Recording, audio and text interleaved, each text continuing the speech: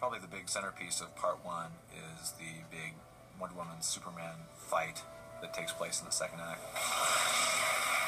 Superman?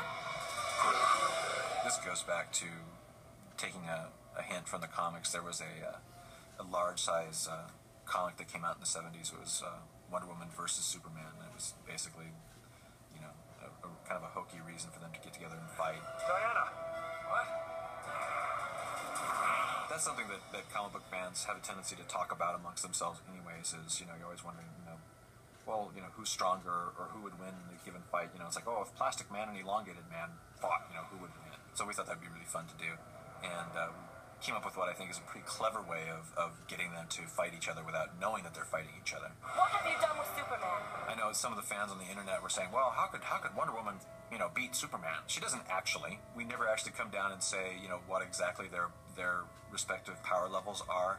But we've always kind of assumed that she's almost in his class. I mean, she's a pretty strong character, and she's, you know, has a lot of the same power levels and abilities that he does. She flies, she's super strong, she's super invulnerable, super tough. You know, we certainly thought that they would be a pretty even match in a fight. I hope I didn't hurt you. Let's just say I'm glad we're usually on the same team. It's important to realize also that at a certain point he realizes what's going on and holds back. So, you know, it's pretty much a draw, even though she gets a little bit of the better of him during the fight. How dare you defile this sacred ground? Wait! Harm me and the others will remain as they are. Cold, hard stone.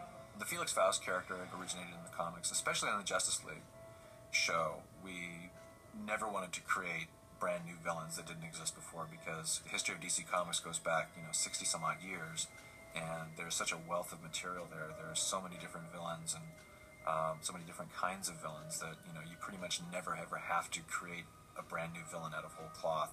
So this show, having a strong magic base in the plot, it was natural to bring the Felix Faust character in. But for the sake of this show, we decided to really concentrate more on the sorcerer aspects of his character, to kind of play down the typical stock, you know, maniacal supervillain aspects of him.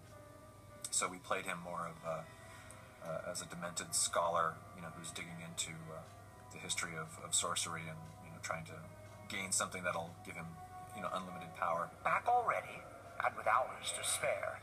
I'm impressed.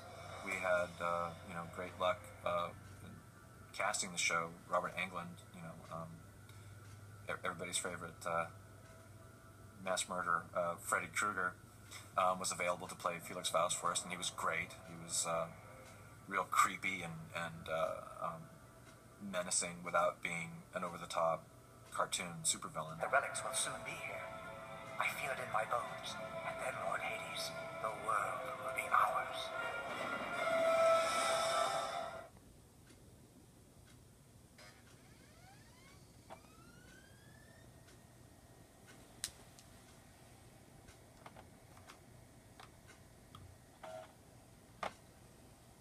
Especially early on, we really wanted to kind of push the widescreen Hollywood, you know, movie kind of feel and have, you know, big earth-shattering events. And, you know, once these guys go into battle, we wanted to really rock the house. At the time, this was the largest scale fight scene that we'd ever attempted. We were actually really, really nervous about it because some of the things that we called for on the storyboard, I mean, when you see the army of the dead come rising up, and it's literally an army. I mean, it's, you know, hundreds of zombie warriors. Every single one of those zombie warriors has to be drawn by hand.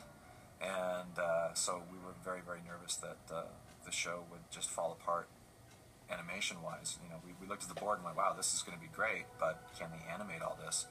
And so we all breathed a huge sigh of relief when the show came back, and it, you know, they literally pulled it off. They, you know, they didn't skimp on anything. I mean, you know, they probably used the computer to double the size of the army or quadruple the size of the army.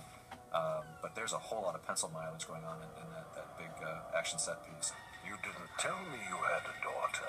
There's a character in the comics who was a Wonder Woman villain named Ares, who was a Greek god of war. And he didn't really quite fit the bill for this story, the way the story was structured. We really needed somebody who was a little bit more of a traditional satanic figure. We instead chose the Greek version of Satan, who was Hades. There's some interesting twist that we did with his character. When you first see him, he comes walking out of the flames and he looks really, you know, mean and scary, and he's got that nasty helmet on, and he takes the helmet off and wow, he's kind of good looking.